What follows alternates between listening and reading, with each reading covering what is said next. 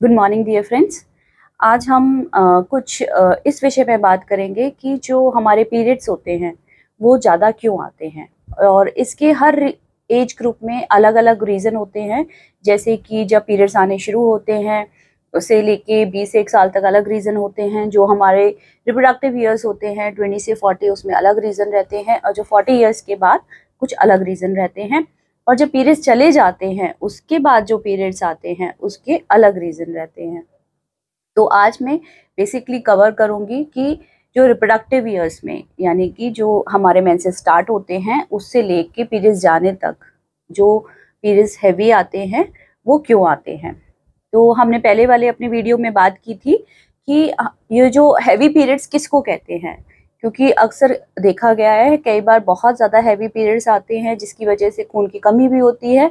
फिर भी जो हमारे फैमिली में फीमेल्स होती हैं वो उनको नॉर्मल मानते हैं और डॉक्टर का चेकअप नहीं कराते, जिससे कि उनकी बॉडी में काफ़ी वीकनेस आ जाती है। तो ये चीज़ें सही नहीं है, उसका सही जगह सही समय पे ट्रीटमेंट लेना ज़रूरी होता है। आज हम इन चीज़ों की वजह जानेंगे। मैं डॉक्टर मीनाक्षी गोयल, और इस वीडियो को लास्ट तक देखिए और लाइक सब्सक्राइब ज़रूर करिए ताकि हम आप तक ये इन्फॉर्मेशन शेयर करते रहें।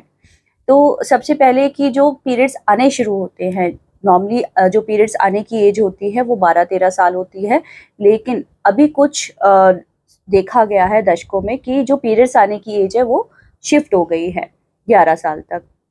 और अगर किसी के 10 साल से पहले पीरियड्स आते हैं तो उसको नॉर्मल नहीं माना जाता। उसके लिए आप ज़रूर से किसी डॉक्टर को ज़रूर चेक कराइए। तो जो नॉर्मल एज 11 पे अगर पीरियड्स आते हैं तो उसको नॉर्मल माना जाता है। और शुरू में जब पीरियड्स आते हैं तो जो हार्मोन्स का सिक्रीशन होता है, जो स्टार्ट होता है वो ब्रेन से होता है, हाइपोथैलेमस से।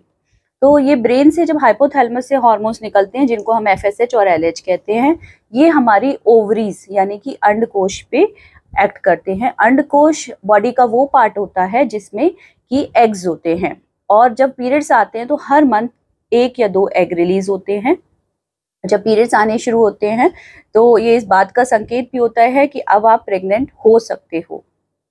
तो जब ये एग्स रिलीज होने शुरू होते हैं तो कभी कभी क्या होता है, इनका एक रिदम होता है। जो ब्रेन से हार्मोन सीक्रेट होते हैं फिर जो ओवरी से सीक्रेट होते हैं, तो इनका रिदम आपस में एक बैलेंस बनने में काफ़ी टाइम लगता है। शुरू में 4 से 5 साल लग जाते हैं।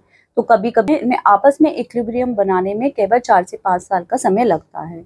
और इस इक्विलिब्रियम में अगर बहुत ज़्यादा हैवी एक्सेस फ्लो आता है कई बार, क्योंकि एक तरह का हार्मोन ज़्यादा बन रहा है जो कि ईस्ट्रोजन है और प्रोजेस्टेरॉन कम बन रहा है।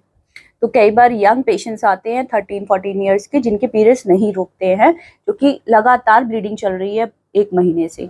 तो उन केस में ट्रीटमेंट देना ज़रूरी होता है। उनको हमें हार्मोन्स थेरेपी देनी पड़ती है ताकि उनके पीरियड्स थोड़े रेगुलर हो जाए और जो ये हैवी ब्लीडिंग चल रही है या कंटिन्यूस ब्लीडिंग चल रही है वो नॉर्मल हो जाए। अब बात आती है जो कि 20 से ऊपर वाली एज ग्रुप होती है। तो इसमें क्या रीज़न रह सकते हैं हैवी मेंस्ट्रुअल फ्लो के?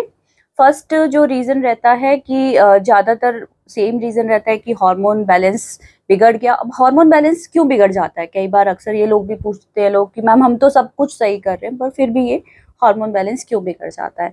हार्मोन बैलेंस बिगड़ने की कई वजह होती हैं।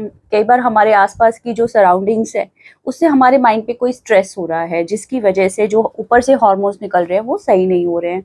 जैसे कई बार हमारी प्लेस चेंज होती है, हम कहीं दूसरी सिटी में शिफ्ट होते हैं, हमारे घर में कोई बीमार पड़ा हुआ है या हम खुद बीमार हैं या हमारी फैमिली में कोई क्राइसिस हो गया या फिर पढ़ाई का एग्जाम का स्ट्रेस है, तो उस करके भी कई बार हार्मोन्स बैलेंस खराब हो जाता है। और सेकेंड थिंग, आजकल पीसीओडी बहुत ज़्यादा कॉमन है जो कि लाइफस्टाइल डिजीज़ है। पीसीओडी बहुत ही ज़्यादा है इसका जो प्रेवलेंस है यंग फीमेल्स में, क्योंकि लाइफस्टाइल चेंजेस हो रहे हैं। हम जिस तरह से अपना जीवन अपना स्पेंड करते थे पहले, ज़्यादातर हम लोग एक्टिव रहते थे, फिजिकल वर्क रहता था, साधन नहीं थे, चलने का काफ़ी रहता था, घर में भी काफ़ी हार्ड वर्क रहता था, लेकिन आजकल वो नहीं है। उल्टे आजकल काम कम हो गया और स्ट्रेस ज़्यादा हो गया है। और जो डाइटरी हैबिट्स हैं वो भी चेंज हो गई हैं।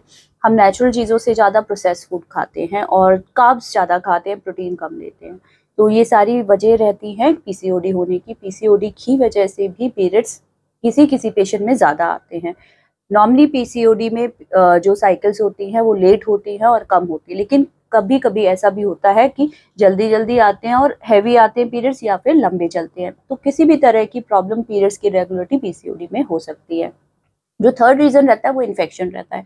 इन्फेक्शन जो गर्भाशय रहता है और वजाइना रहता है, कई बार अगर उनका इन्फेक्शन हो जाए, इन्फेक्शन के क्या रीजन रहते हैं? इन्फेक्शन ज़्यादातर इंटरकोर्स से होता है, या फिर आपने अभी रिसेंटली कोई डीएनसी कराई है, डिलीवरी हुई है, या कॉपर्टी लगवाई है, या फिर आपकी बॉडी की इम्यूनिटी बहुत ज़्यादा वीक है, आपका खाना पीना ठीक नहीं है, आपके अंदर जो वजाइना के हेल्दी बैक्टीरियाज हैं वो ठीक नहीं है, तो उस करके इन्फेक्शन होता है। और इन्फेक्शन की वजह से जो यूट्रस होता है, जो गर्भाशय होता है, उसमें ब्लड फ्लो बहुत ज़्यादा होता है, जिसकी वजह से हैवी फ्लो आता है और पीरियड्स में भी पेन हो सकता है और आपके पेट पे लगातार दर्द हो सकता है।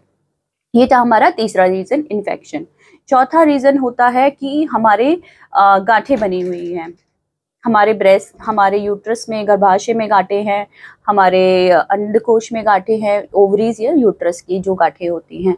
कुछ गांठें ऐसी होती हैं जो कि ज़्यादा ब्लीडिंग करती हैं, जैसे फाइब्रॉइड हो गया, एडिनोमाइसिस हो गया, इस तरह के चेंजेस होते हैं जो कि जिनकी वजह से बहुत ज़्यादा ब्लीडिंग होती है। और फिर फिफ्थ रीज़न हो गया एंडोमेट्रोसिस। एंडोमेट्रोसिस भी आजकल बहुत ही कॉमन डिजीज़ है, इस पे मैं एक सेपरेट वीडियो बनाऊंगी, क्योंकि 5 लाइनों में इसके बारे में पूरी जानकारी देना पॉसिबल नहीं है। लेकिन एंडोमेट्रोसिस ऐसी बीमारी है जिसमें आपके पीरियड्स में बहुत ज़्यादा पेन होता है, प्लस आपको हैवी पीरियड्स आते हैं और लगातार या जल्दी जल्दी आना, इस तरह की प्रॉब्लम हो सकती है। तो ये सारे रीज़न रहते हैं 20 से 40s में हैवी ब्लीडिंग होने के। 40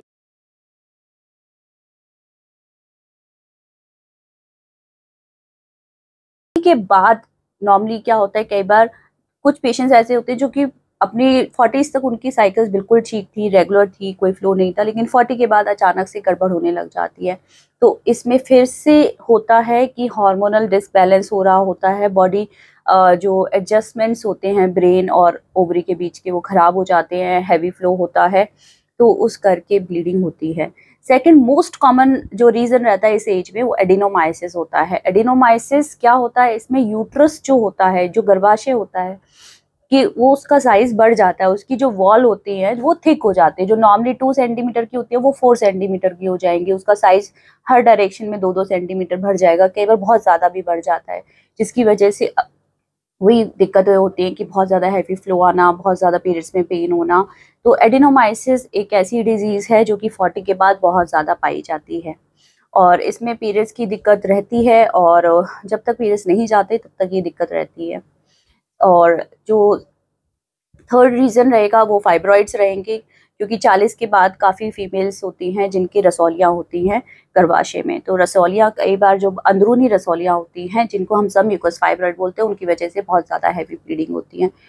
तीसरी कंडीशन जो आजकल बहुत ज़्यादा देखने मिलती है वो एंडोमेट्रियल हाइपरप्लेजिया है, जिसमें जो एंडोमेट्रियम होती है, जो यूट्रस के गर्भाशय के बिल्कुल अंदर वाली लेयर होती है, वो बहुत ज़्यादा मोटी हो जाती है, जिसकी वजह से पेशेंट हिस्ट्री देते हैं कि हमें 2-2, 3-3 महीने से नहीं आते, लेकिन जब आते हैं तो बहुत लंबी ब्लीडिंग चलती है, हैवी ऐसी गांठें निकलती हैं, पैड्स भर जाते हैं, और जो ब्लीडिंग है वो 10-10 दिन चल रही है, या 15 दिन चल रही है, या कई बार बंद ही नहीं हो रही है, मेडिसिन लेने से ही बंद हो रही है।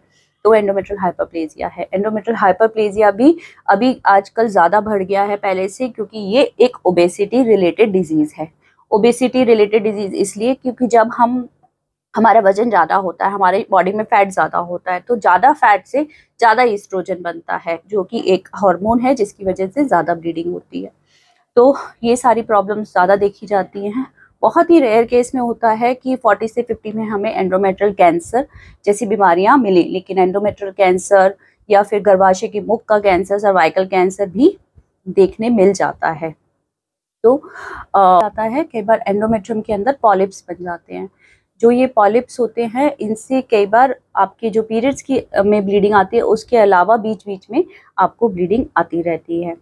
और प्रॉब्लम मैं आपके साथ डिस्कस करना चाहूँगी जो ये ब्लीडिंग आती है, कभी कभी ऐसा होता है कि हमारी बॉडी में कोई और डिजीज होती है, जैसे कि आईटीपी हो गया, थ्रोम्बोसाइटोपिनिया, प्लेटलेट्स का कम होना, या फिर जो हमारे खून जब हमारे कहीं कट लगता है तो अंदर एक क्लॉटिंग सिस्टम होता है जिसकी वजह से वो ब्लीडिंग बंद होती है। कई बार उसमें से कुछ डिफेक्ट होता है कुछ लोगों के कि उनकी जो ब्लीडिंग होती है वो बंद नहीं होती। ऐसे पेशेंट्स में ज़रूर हिस्ट्री रहती है कि उनकी नाक से या फिर जब वो ब्रश करते हैं तो मुंह से ब्लीडिंग आएगी, या फिर उनके काले रंग के आते हैं जो पॉटी होती है, जिससे हमें पता चलता है कि उनके किसी और भी जगह से ब्लड लॉस हो रहा है। तो हो सकता है उनको कोई ब्लीडिंग डिसऑर्डर है, कोआगुलोपैथी बोलते हैं जिसे हम, इस तरह का डिसऑर्डर है।